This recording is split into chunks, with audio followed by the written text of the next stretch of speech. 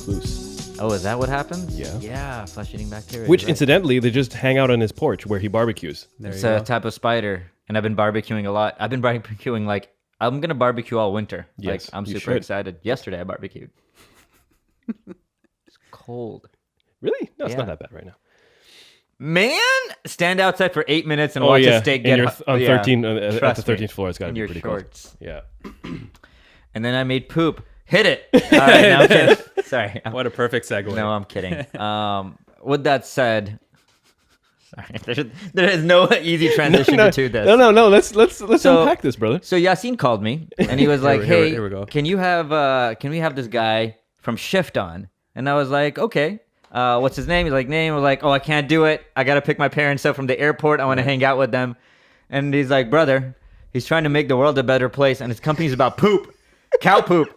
And I was like, "Oh," and I'm like, "All right." I called my brother. I'm like, "Can you go pick my parents up? I'll see them after." Wow. There was so much logistics around the fact that we Yeah. really wanted to get, and unfortunately, it was distilled down to the poop podcast. I will say this: since being on your website the last Tuesdays, I'm glad you're a negligent son for No. me. So I went ahead and actually went on your website, did some research. Right. I listened to a couple of podcasts. Very interesting stuff. And the only thing I could think of while watching this, like, how does that light bulb go off? Like, what's the first time? It's like you're walking and you see poop, and you're like, we should be able to make, like, how did this come to be in your head? Yeah, I mean, it wasn't as crazy as that. It's a long origin story, but it started when I was doing my MBA at Western University a couple of years ago. So we were entering a business competition centered around social entrepreneurship, trying to do something that was both profitable but also helped the world in some way.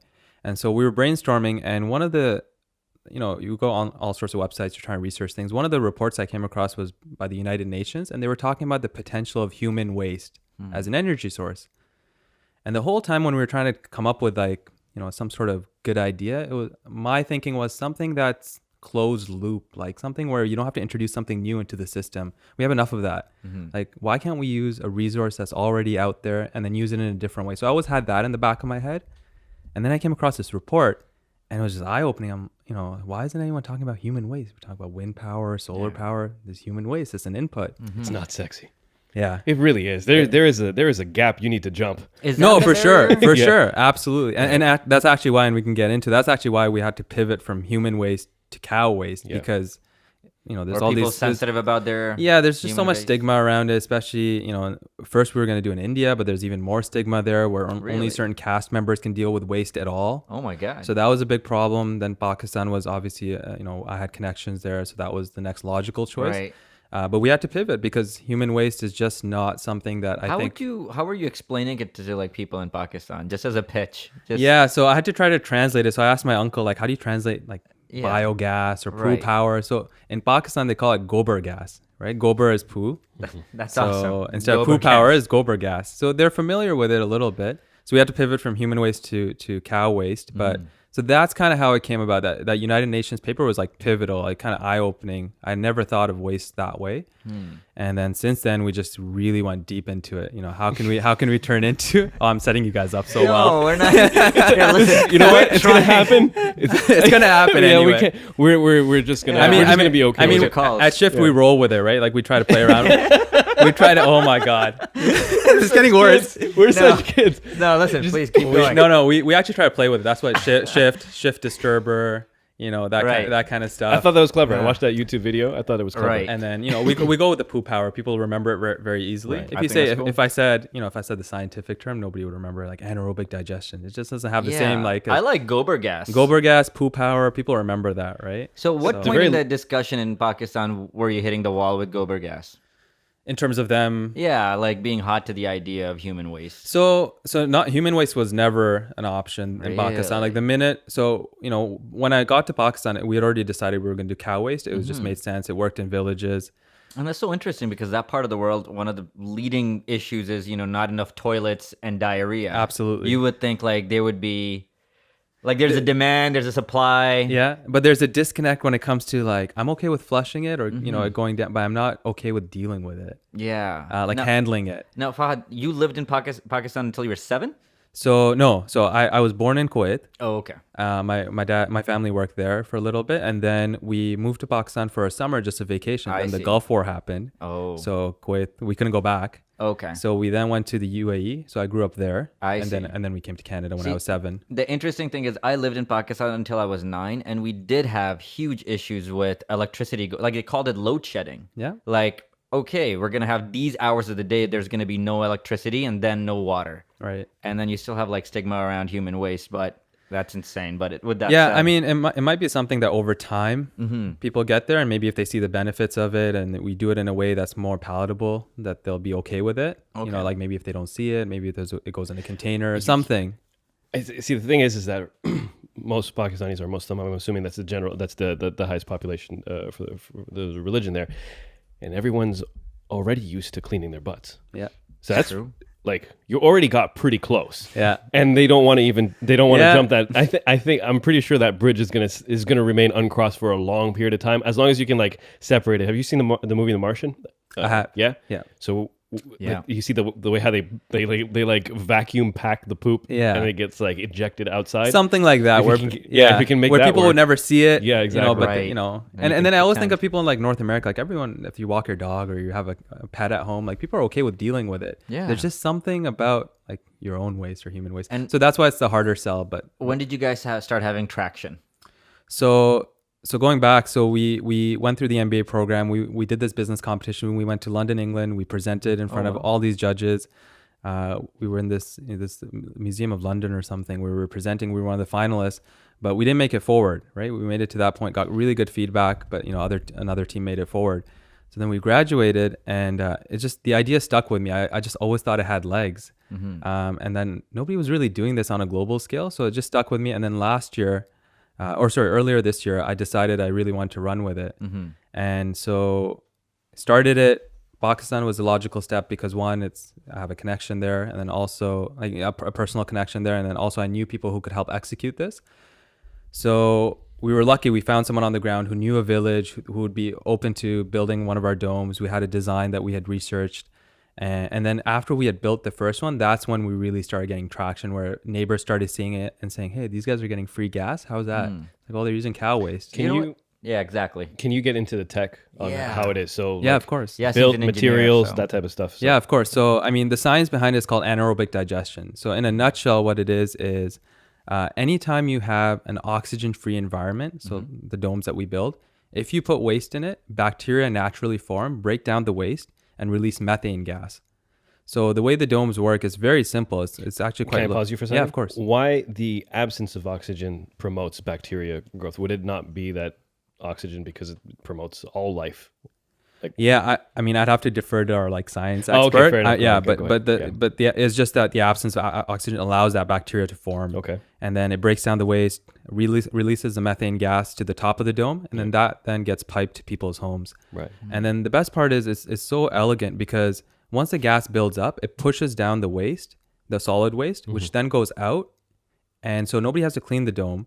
And the farmers then take that solid waste, and it's because the methane's been extracted, it's nutrient rich. It has nitrogen, phosphorus, you know, Like everything you need, compost. everything you need to grow crops. Right. They just take it and put it into Fertilizer, the rather. exactly. Yeah, So then they put it into the fields and it grows crops. Okay, so you build a dome, and you throw in the poop from the top. Yeah, so you might have seen some of the pictures and things Yeah. online where you see this bright yellow thing that looks Yeah. like almost like a well. Yeah. That's not the dome. The dome's underground completely. Right. What that is a mixer. So the waste goes in. So every day the farmer needs to put in about four wheelbarrows, 160 kilos. So Right. it's quite a bit of waste. Yeah. They mix it with water. The water just allows it to go down the pipe. Right. It then goes into the dome, and then it ferments and breaks down in there. What's the turnover time? Yeah, so it takes for the breakdown of the waste. So they're loading it every day. It takes about a week for it to break down and turn into Gotcha. methane gas. But because they're putting it in every day, the gas is also available every day. Right. So you were saying like people, they get the methane, and is there a stigma at all when it comes to people using No, something like that? Okay. no, so, and the reason why is because they know what natural gas smells like. We know what it smells like if you have a propane gas tank or anything at home. I do. That's exactly what it smells like. So I was there last month, and when I was in the kitchen, one of the things I was trying to pay attention to was, is there a smell? Like, does it smell when you're trying to cook? Because that would be off-putting, Right. right? You don't want to have a bite and like, oh, you can Yeah, taste so gas. so I stayed there for a long time, didn't smell anything, ate the food, drank the chai, all that stuff that was made from gobar gas, poo power. Yeah.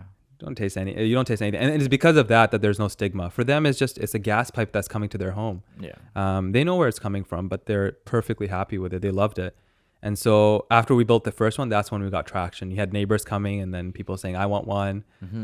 Who's shift? They're from Canada. We want to work with them. We want them to come to our village.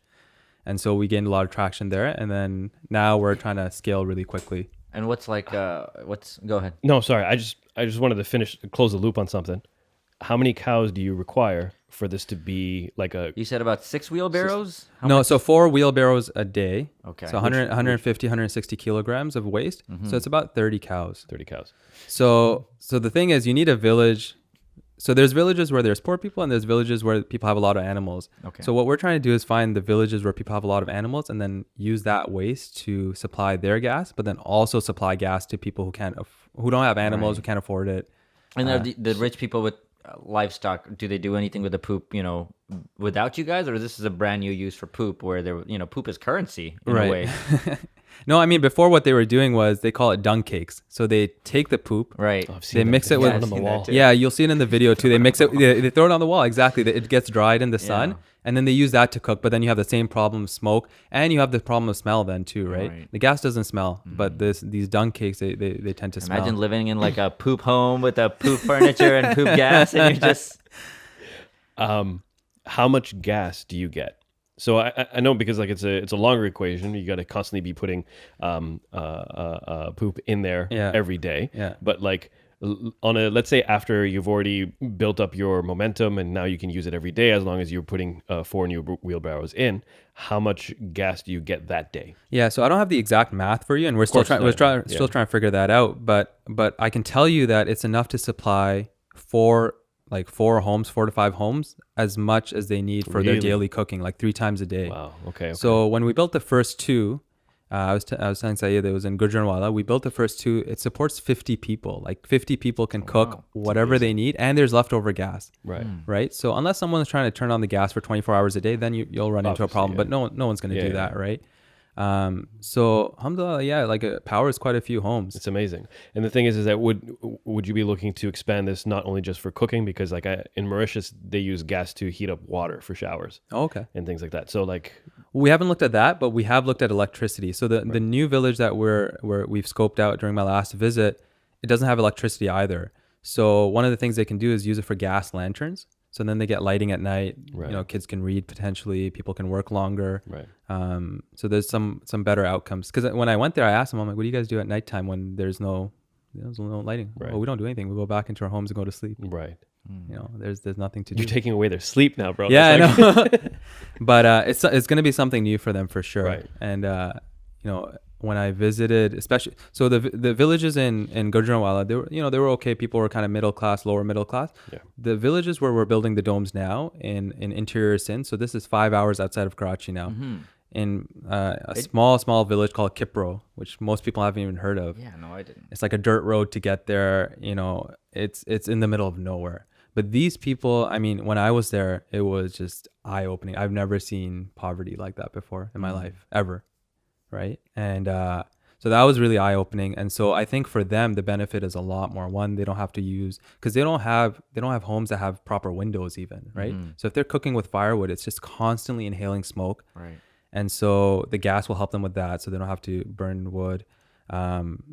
And then, they can use it for gas lanterns, so they have electricity. Like there's so many benefits to using it. Yeah. And it costs them nothing, right? It's an input that's free. Right. The tech is good. It's simple enough that there's no maintenance to it. It's just bricks and concrete, right? When you were starting this thing off, did you think that you might go back to, Pakistan, like your motherland, and be there in like these places that are poverty stricken and trying to help them do something? Did you think that was... Yeah, I mean, I knew we were going to do it in a developing country. I didn't know I was going to be in a village like that. Yeah. Let's put it that way. I knew I was going to be in a village, but when I think of a farming community, I was thinking of something in Ontario where you just have a bunch of farms and barns and things like. It's not like that. Right. It's not like that. And so that was really eye-opening for me. I remember I messaged my wife and I told her, I'm like, I've never seen anything like this before. Your video does show some stuff very like unapologetically of like what it's like to live there. Right. And there's small aspects of those video that really points out like they're not wearing boots or shoes or anything, and they're standing right in it while they're like shoveling it in. And you know, you can see, or I could see what you were trying to convey, and the fact that like they need this. Yeah, because, and like, I would actually say that video showcased people who were still okay. Oh, like wow. there were things in like I couldn't film just because like it wasn't respectful to them, just because some of them couldn't afford proper clothing, and it was just like you felt embarrassed. Even I was taking pictures, you know, just for myself and to document everything. And then after a while, I just had to put my camera away because I was like, no, this like, you know, they deserve so much more respect than this. And it was definitely that moment when I visited that second village, that was very eye opening for me. And when I came back, it just made me want to do a lot more. So with regards to the dome and building it, who has the expertise to build it? Can it be done by you know, people in Pakistan as well, or would it be like you had to ship your guys? No. We use local contractors. Excellent. So I should say this: the idea of biogas and using these domes, it's been done before in some way, shape, or form. Right. At one point, the Pakistani government was actually doing it, right? And then because of corruption and things like that, the money stopped flowing, and so the projects never continued. Right. So there are contractors there who know how to do this, who have designs in place. Now, what we're trying to do is take that design and enhance it, make it much, much better than it is right now. So we're working with U of T, for example. I reached out to them to say, you know, you guys have done research in this area. How about you work with me and I can show you the practical application of your research? And so they were really happy about that. And so we're collaborating with them now, trying to make the design better. But to answer your question, you know, we use local contractors who have done this before. You know, they use safe materials, high quality materials, because at the end of the day, you're dealing with gas and you don't want anything to go wrong. Right. But it's been really good. They're very professional, on time. And we've had a good experience with them so far. And so the idea is to keep using local talent as much as possible. For sure, yeah. And then even if we can try to get some help from people in the village to maybe dig the initial hole and things like that, it gives them a sense of ownership. Right. And that's one of the things that's really important when you're trying to do developmental work. You don't want to be just parachuting in, fixing something, and then just leaving. You want them to try to do part of it, take ownership. Empower them for them exactly. to And take care of themselves. What's Exactly. the goal? Like, what's the next step, and what's like the end goal? I mean, you tell me. If I tell you there's poo everywhere and Dude, it can generate in my energy, head, where does your mind go? It goes all over South America. It goes over rural parts of Australia. It goes over all over Africa. Like, Well, think bigger, right? Like I was thinking like human waste now. Human waste is everywhere. Municipalities can do it. Why couldn't Mississauga, for example, or Toronto, for example, take all the municipal waste and use it to power homes, yeah, why not? right? I'm assuming it's just cheaper to use oil, gas. I mean, Oh, gas, oil. yeah. There you Well, go. I'm sure there's also For, like for now. For now, exactly. For now. As, Until you know, somebody unless somebody takes it seriously and tries to develop the tech around it. or we right? run out of. Remember right. that phone call saying? Remember let's that not call get saying? excited about peak oil right now. There's some negatives that come with that. I know the poop business is going to be doing great. I watched a documentary about peak oil, Oh yeah. and it's very like Day of Judgment type tone. What was the name of the documentary? I love documentaries. by the way. Collapse? So he calls me. I'm at school. Like I'm so He's like, anxiety. brother, sit down, my brother. anx- Sit down, brother. my anxiety had like peaked, and this was back in the So- day where I didn't have good control over my anxiety. I watched this Okay. and I just skyrocketed, and I had to call someone. Is it about oil running out? Is that Oh what yeah, it's yeah. definitely about oil. And he's running like, out. brother, oil's gonna run out. We have to learn how to get things. We need to learn how to hunt. I ordered a crossbow. I'm gonna practice in the backyard. Step one is a crossbow. Oh yeah, that was his first thing he went to. I ordered a crossbow off of Amazon.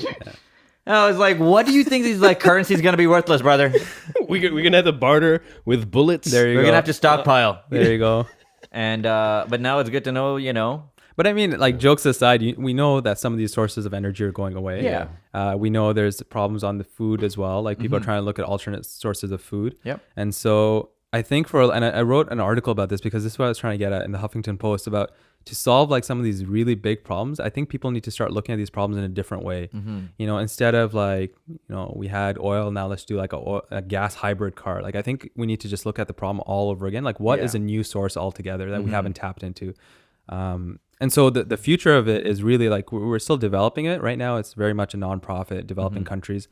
But I think longer term, I'm sure there's a way to make this sustainable. Yeah. You know, I don't want it so that every year I'm trying to crowdfund or look for donations. It makes perfect sense. I mean, what you just said about if And I think about this very regularly, that if we had to start again today with a lot of things, specifically around what energies we use or what, like, let's say what's over-the-counter medicine, at one point we didn't know better, and we pick, you can just buy as many Tylenols you want and you can take them and that's fine. And that's just still okay. But we started with oil, and we built a whole industry off of it. And now you're right. We want to take like baby steps away, but if we're bright, we have the resources. We can take a full shift away. And the problem is the old system's going to fight you. So you are going to have lobbyists. Yeah, of course. People who make money off of, And you see this with electric vehicles and things like that. Like car. Yeah, exactly. Yeah. The documentary. You're a documentary buff. I'm noticing this now. Yeah. But yeah, I mean, there's going to be pushback anytime you want to do a big societal change, the way people's daily life. Anytime you try and change people's daily life, there's going to be pushback. But the idea sounds so simple, where it's like, I know. there's this material that we all discard. It's called waste. Yeah. We call it waste, literally. Yeah. And you can use that to... Also, you can shift it. Ooh. And just the effect on greenhouse gases as well, because That's right. that's the biggest contributor to global warming, or that's what a lot of people say, because That's right. Yeah. because it's You mean cow methane? farts, Well, we're farts still and getting them. right? We're still getting the cow farts. Yeah, no, but what I mean to say But is now that we're putting a good use. as opposed to allowing it to be released just into the atmosphere. right. Yeah. Right. It's being like contained and then used. That's Right. Right. And that's So we talked about the one kind of problem solving, which is energy insecurity, like people not having access to safe energy. Right. But the other big part of it is climate change. right. Right. So like you said, if you leave the waste just out there, methane going into the atmosphere by itself is really bad. Right. But when you burn it, it becomes carbon dioxide, and so it's less harmful. Yeah. Right. And like you said, you're using it for better uses, and you're not chopping down trees for firewood anymore. Like there's a lot of environmental benefits as well. So that's what really attracted me. One solution, an input that's very abundant, clearly, and it solves so many problems. Why aren't people doing this? Right. And so I think societal issues and things like that will come up, but we're going to push forward with it and baby steps. I was on your website, and it's slick. Like, you guys marketed it well too, and it looks very easy to explain. Like within 2 GIFs, I was like, "That's cool." I just saw what happened. I'm glad, because that was the goal. And no brown tones, all greens and whites. Yeah. And we tried to be careful about, because there's a lot of psychology behind how people perceive this. And if they don't buy into it, they're never going to use it. Well, I think you hit it right on the head. It's just the challenge is, Yasin told me, and I know that that could be a good idea, but I couldn't just stop thinking about, I'm like, poop, energy, okay. Like, but you look more into it, I'm like, this can really help people. Yeah. Are you like, do you always, like, did you tell your mom, like, hey, this is the idea? And she was like, yeah, like, what are you doing? Yeah. Yeah. So, I mean, it was funny. One time I was meeting someone in Mississauga for coffee, because he does some nonprofit work in Pakistan, and that's where we were going to launch. And so I was just running some ideas bouncing some ideas off his head. And then I went to my parents' house after. Like, oh, where were you doing in Mississauga? Why'd you come over? And I was like, oh, I was meeting someone, and we're trying to do something in Pakistan. Like, what are you trying to do? It's like, oh, well, I want to use like poo to turn it into like power. So they had heard of they're like, oh yeah, we have biogas. Like, I've heard of something similar. But yeah, they're like, so my mom's like, so why are you doing this? And so I tried to explain it. I think it's a really good idea. It has all these benefits. I think it can help a lot of people. And then over time, like, I think she understood. But I wasn't also quitting my day job, so that's I think that helped. I'm gonna tell my mom about this idea, and then let you know what just she thinks. just see, yeah. It's like, kya kar raha hai? Yeah, I was almost expecting someone I told this to would be like, yeah, you're kind of crazy, like that's weird. But most people, I feel like now it's like, the crazier it is, the more people are into it. Like, oh, I've never heard of that. Tell me more. You're like, that's crazy enough to work. Yeah, exactly. So alhamdulillah, the support has been really good. Yeah. Plus, it makes sense. Like, farts are flammable. There you go. So you were saying, Yasin, does it segue into my farts thing? No, it does not. So currently, your Indiegogo campaign is coming to an end next week. That's right. It's Friday. In so about 9 days. Yeah. Right. And what's the particular goal with the amount of, like, what are you going to use that money for? We don't want to make it into a full like masjid donation thing. No, all right, no. listeners. No, not at all. But we're raising $20,000 US dollars to build 10 domes. So the cost of each dome is $2,000 US dollars. On our website, it says 2,500 Canadian. I saw that. Right. So that's the goal. And so most of those will be in villages that I described that are very poor people. Right. And so they can use it for cooking gas, and then also for electricity potentially, if they can use it in lanterns and things like that for lighting. Right. So that's the benefit. And alhamdulillah, like so far we have raised $16,000. Right. Last I checked, like a few hours ago. So Right. we're almost there. Okay. And excellent. it's funny, I got messages from people like, increase the goal. We can get more. And I was like, you can't increase the goal. That's the way crowdfunding works. That's once it's set, it's set. Right. But if we were, I've told You're people different than a masjid then. we've Like, told that people thing never gets full. You move that target. If the momentum is moving Yeah. too quick, you're like, Another by the dome way, on their dome. Yeah. Like double minarets. I'm like, calm down, yeah, uncle. the thermometer just extends or Yeah. something. And where's regionally? Where are these like targeted villages? Yeah, so the two we built, northern Pakistan, Lahore, Gujranwala area. Mm-hmm. The next 10 that we're going to build probably going to be interior Sindh. So 5 hours east of Karachi, Okay. right? Very cool. So very close to India. Yeah. Again, very unknown village. I don't think people even there know about it too much. Well, that's Like my relatives there, when I visited, they were like, "Where are you going?" I was like, "Oh, but that's probably where you're gonna need them the most because in Pakistan the way it works is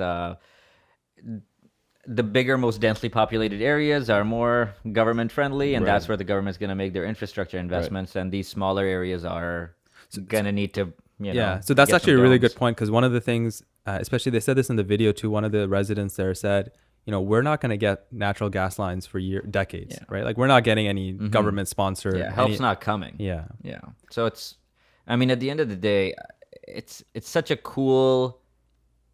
It's one of those things that you would hope like in a utopian world that it was like Star Trek where like everybody's just trying to help everybody else. Right. It would work, but it's cool to see like this actually flowing out and like with help, with some contribution, with some money, which is something we can all spare. Like Yeah. all these towns can have affordable. Actually, it's free. Right? It's free. It's and completely it free. maintains roughly pretty much itself. Yeah. So they don't have to amazing, do man. anything. So I mean, the only concern was some people were asking, do you have to clean the domes, right? Like but when I went there, this was the best part. The methane gas pushes it out by itself, so nobody has to clean the dome. That's awesome. All you have to do is what a farmer would normally do, which is take the waste and just throw it into the fields. They were going to do that anyway. Yeah. And so now the only thing you've done is you've extracted value out of awesome. it, and now you can still do that. That's crazy, man. So it's a really it's a really elegant solution, I think.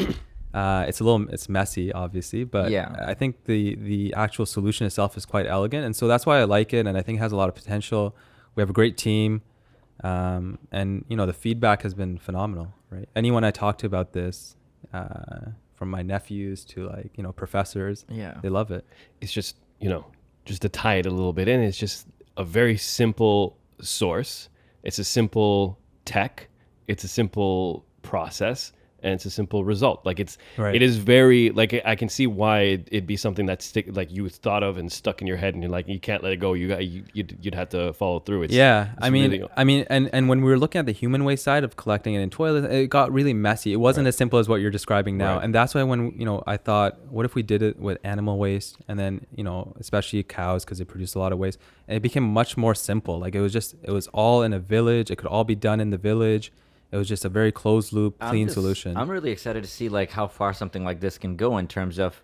I know this is like it's been done for a little while, but it'd be cool like in a few years if things were like, okay, you know what? If when your dog poops, you pick that up and you put it in this. Like everything kind of recycles. All your toilets automatically. There's Powers your modem. So like you have a furnace in the house. You have like a poop machine in the house, and it's constantly. That's the grand vision. Yeah. Right? That's the grand vision that you're trying to spark an energy revolution, like Right. something like the way we talk about wind and solar. That decades from now, it's going to be like, well, this Did is. you watch Back to the Future? It's before my time. All right, so at one point, what the hell does that mean? I'm like, it's my time. Well, this is the guy I know of the movie. So at one point, Doc, he opens up the flux capacitor, which is the thing that you don't. Anyways, and he puts some trash in there, Yeah. and then he closes it, and the fuel gauge goes up. Yeah. And Right. he was putting, and this is like the closest I've seen to that. Yeah. I mean, we still don't have hoverboards, Yeah. but the cool thing is we can turn like poop. Lexus into- made a hoverboard, by the way. That's not, man. You put that in mass production. I'll say we got some hoverboards. I don't have a Fair hoverboard, enough. so we don't have hoverboards. If I don't eat, nobody eats. And it's interesting because we don't claim that we came up with this technology, right? We don't claim that it's never been done before. Right. What we're saying is we're going to be the first people to bring this globally. Like that's what we're trying to do, and do it in a way that's scalable, that works in every village, every city. Improve the design, make it more efficient, make it so that it can work in Toronto. right? That's a vision. Is there a difference between somebody donating on Indiegogo or on your website? Because I was on your website and it looked super easy to donate there. Is there a Right. difference? Are there any Right now, we're benefits? trying to push people through Indiegogo just so we can meet our goal. Okay. But otherwise, there's no difference. Awesome. Happy to take donations either way. I mean, we're excited about this project. We're excited for your success, inshallah. We're excited that Inshallah. everything goes well. You can keep us updated, if you will. Are you like upon the 20? Will you be going back? Yeah, so I just went last month. So, and we have great partners on the ground who I Right. trust very, very much. So I don't know if I'll be going back very soon. It might be next year sometime. But the plan is to go back and to check it out and to be there. And I love going. I hadn't gone back to Pakistan in years. Yeah. And so it was, Well, it was you're a- getting to see a very different side of Yeah. Pakistan. yeah. You're not in Karachi I anymore. mean, my wife and my family were like, "Why are you going to Pakistan by yourself?" Everyone's worried about security and things like that. Alhamdulillah, it was a fantastic experience. So we're near the end of the podcast now. Yeah. Do you want to let go? No, man. I want to hear it. Do you, No, how many, I how mean, many do we you might be able have? to use it in our How many market. You know have? what? Honestly, We might be able to use it in our marketing. It was something I wanted to get out of my system, and it was after hearing everything, I don't have it in me. I mean, yeah, but like I saw in the beginning, I was like, you got to roll with it, and you laughed. And Yeah. and then What it did was I say? What did I say? You were constantly. I was setting you guys up. Oh and man, you just like. What did I said It's something almost else like too. you were trying. No, to. I said something. You were like, yeah, I we're said- rolling in it. Oh, rolling in it. Yeah, That's we what it go was. deep. We And go I was deep. like, Yeah. we are talking about poop, right? You know you're talking about poop. You have to be fully aware when you talk to people you're talking there, about poop. There you go. Because it is going to make them snicker. All right, so website to the campaign, or just go to Indiegogo, search for Shift, Yep. right? And then you alhamdulillah, can, we're trending on Indiegogo, so if you search it, Ooh, it'll be right wonderful. up there. Okay, excellent. All the best to you, brother. This is No, thanks. very interesting, despite the snickers and the giggles and the, Yeah, the I- stuff. It's something that we really like. Once when I saw the website, saw what's going on. Yeah.